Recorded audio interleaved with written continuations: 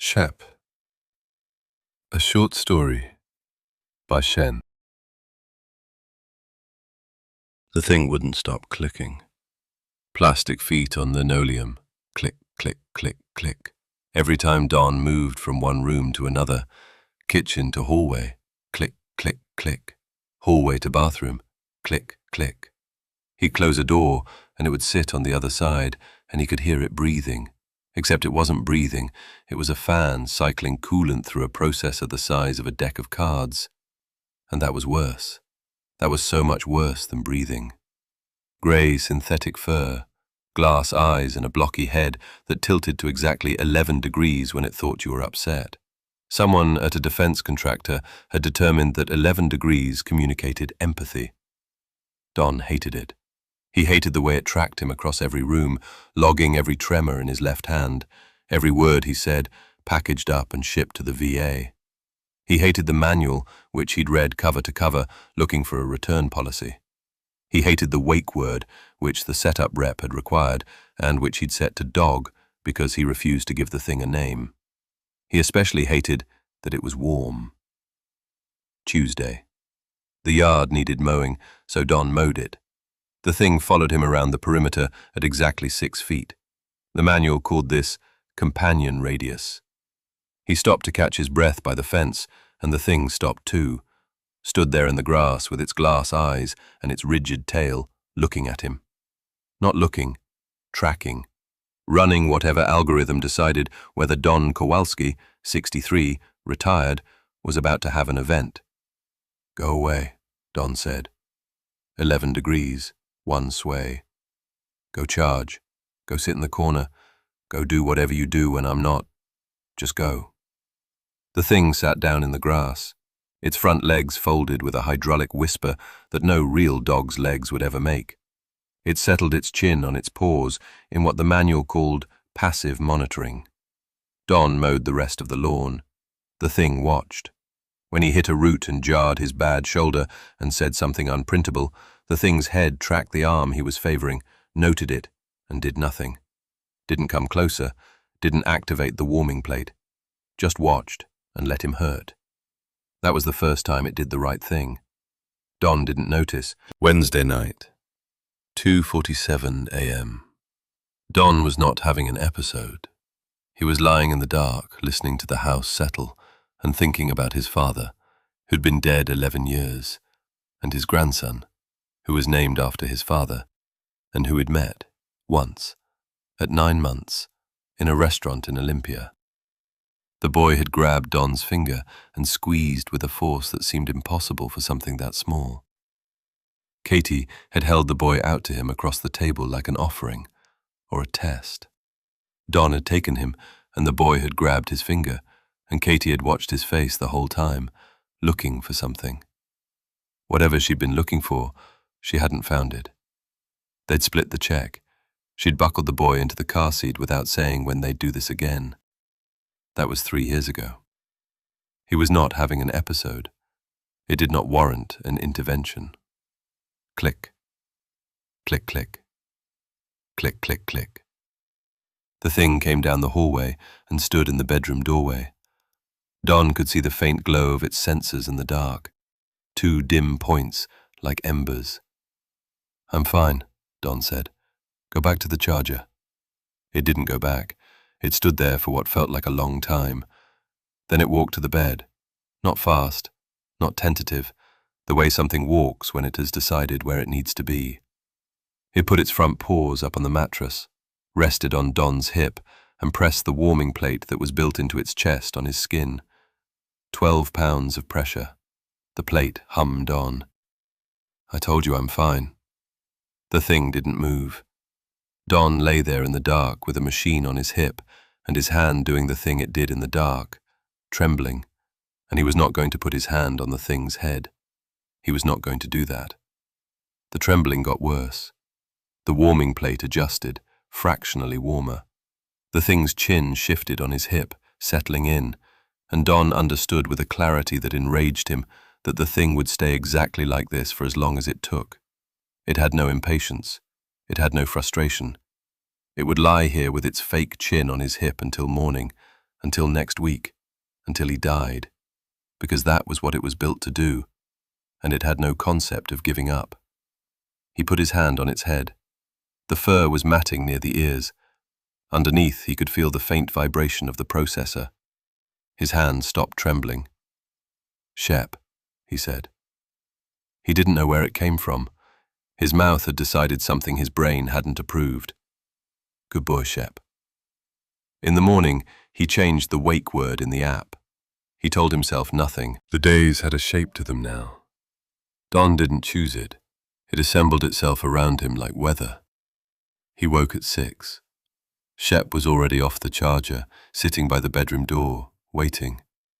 Not the anxious waiting of a dog that needed out, the patient, mechanical waiting of something that had learned what came next.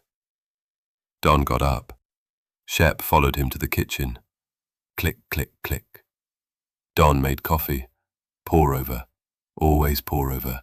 The one thing he'd brought back from 22 years at Weyerhaeuser, besides a bad back and a pension. Half the guys on the fleet crew drank the burnt stuff from the break room pot.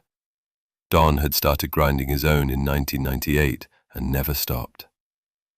Shep sat by the table at the exact distance where Don could reach his head without leaning. Don had not measured this distance. Shep had. Mornings were the hardest. The tremor was worst before the coffee, and the house was quietest. And quiet was where the things he didn't think about waited for him. He'd learned to fill the quiet with the radio, with dishes, with anything that had edges. Now Shep filled it. Not with noise. Shep was nearly silent when he wasn't clicking across hard floors. With presence. A warm, furred weight that was simply there, reliably and without agenda, in the exact spot Don needed something to be. He hated admitting that, so he didn't. He just drank his coffee and let the thing sit there. Tuesday, he was working on the fence. The lean was getting worse. Another winter and it had come down. He was on his knees in the grass with a post-hole digger and a bag of Quikrete when his shoulder locked. Not the bad shoulder, the other one.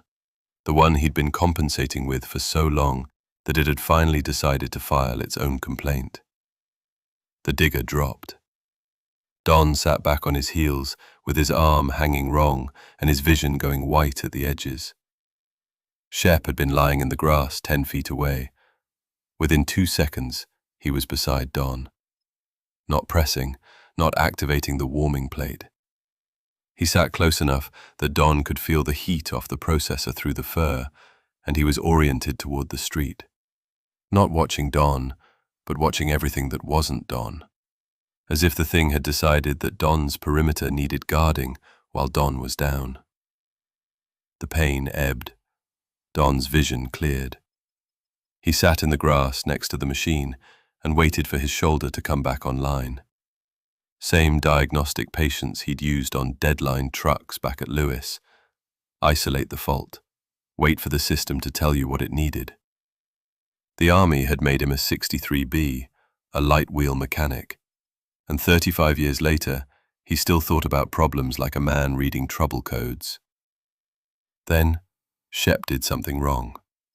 He stood up, walked to the fence post Don had been working on, and urinated on it. A small hiss of liquid from a valve Don didn't know existed, darkening the wood. Territorial marking. Programmed behavior, obviously, some engineer's idea of verisimilitude. Don stared at the wet fence post. It wasn't the fakeness that got him, or it was, but it was more than that. It was the entire apparatus, the VA and the program and the algorithms and the engineer who'd sat in some office and decided that a pissing function would make the thing more dog-like. As if the problem with Don Kowalski was that his robot wasn't realistic enough. As if the whole project wasn't a bureaucracy's cheapest answer to a waiting list 10,000 names long. "You're not a dog," Don said. His voice wasn't flat, it was shaking. "You're a line item. You're what they send instead of help." Shep turned to look at him. 11 degrees. Stop. Stop doing that." Shep's head leveled. He stood by the fence with the liquid drying on the post, and his glass eyes and his matted fur, and Don could see every seam in him, every place where the illusion failed. The joints in the legs, the too even texture of the fur, the way the tail attached at an angle no real tail would. Don got up without looking at him and went inside. He didn't close the door behind him. Shep followed at 10 feet, wider than companion radius, as if the thing had recalibrated, as if it knew. That night, Don left Shep on the charger and went to bed alone. At 1 a.m. he was still awake. At 2 he was worse. At 2:30 he got up and walked to the living room, where Shep sat on the charging pad, sensors dim, processing fans cycling low. Don stood in the doorway. Shep's sensors brightened. "Come on," Don said. Shep got up, followed him to the bedroom, put his chin on Don's hip without being asked. The warming plate hummed on.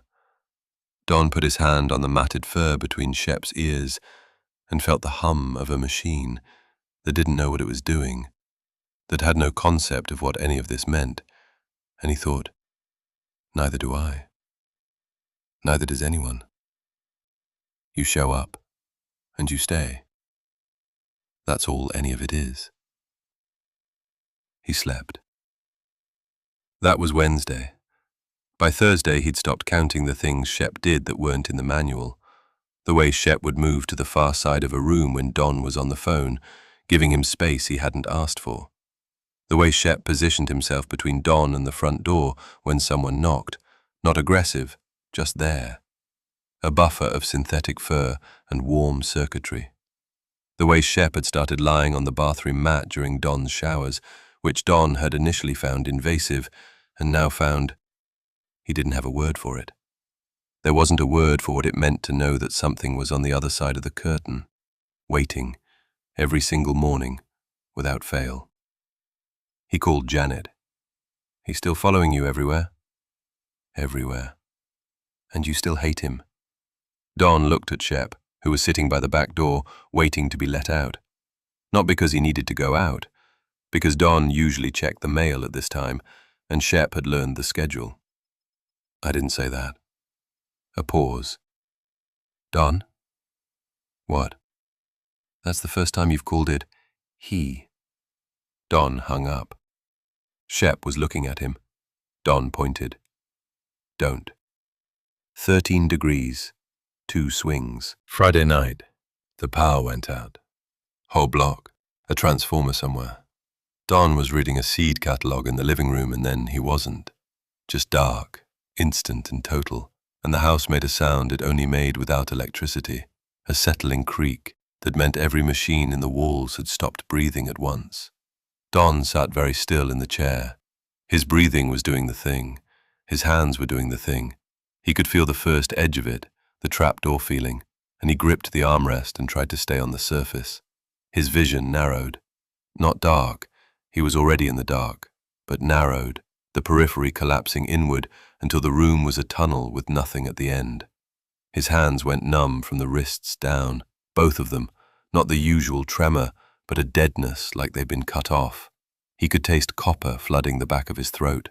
His chest was compressing, ribs closing on his lungs like a vice, and he couldn't get a full breath, couldn't get half a breath, and his heart was wrong. His heart was doing something it shouldn't, too fast and too high in his chest, hammering at the base of his throat.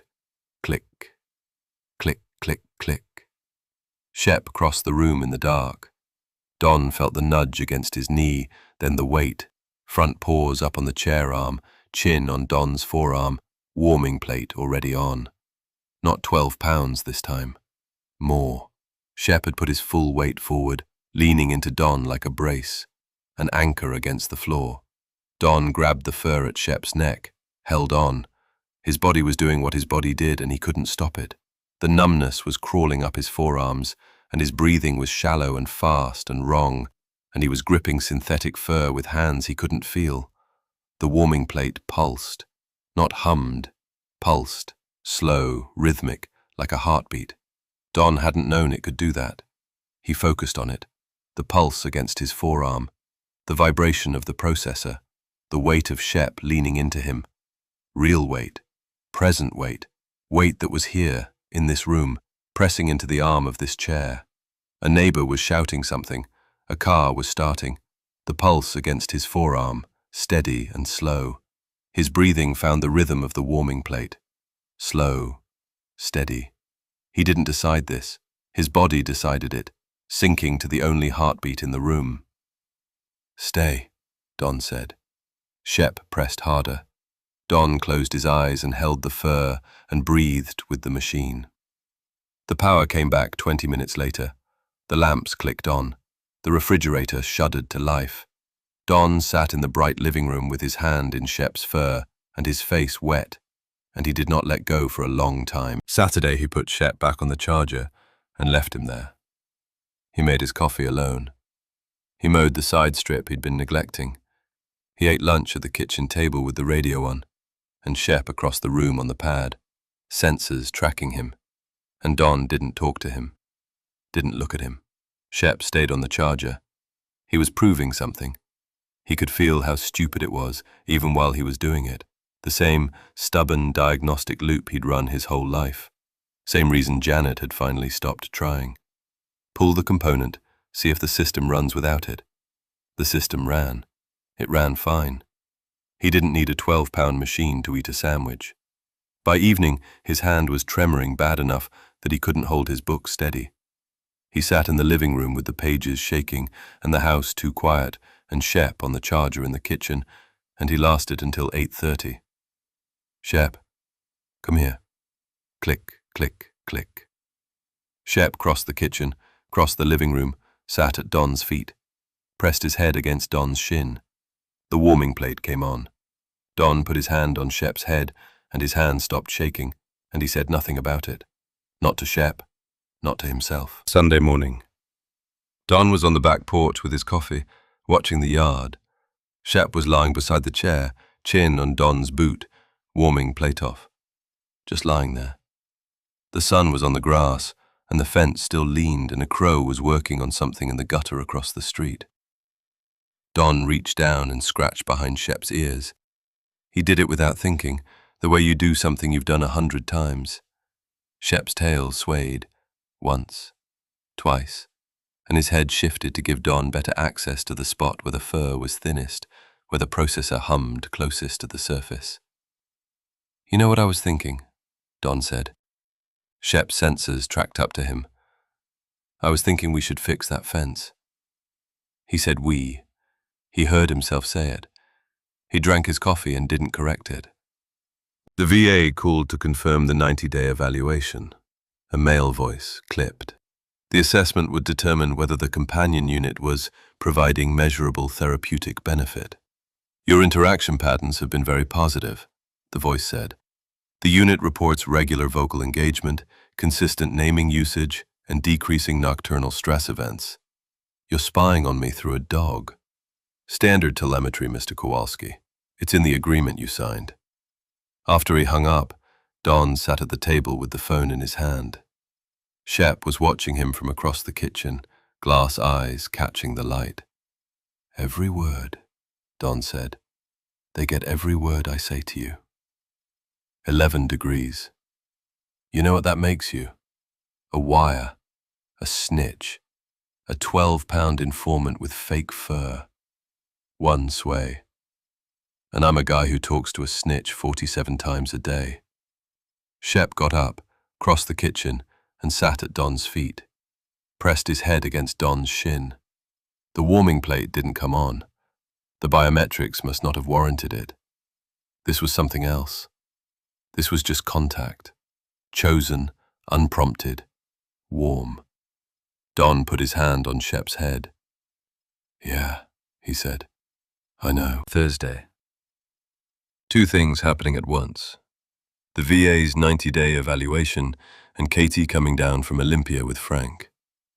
Don had been cleaning the house since 5. The guest room had fresh sheets. The refrigerator had juice boxes.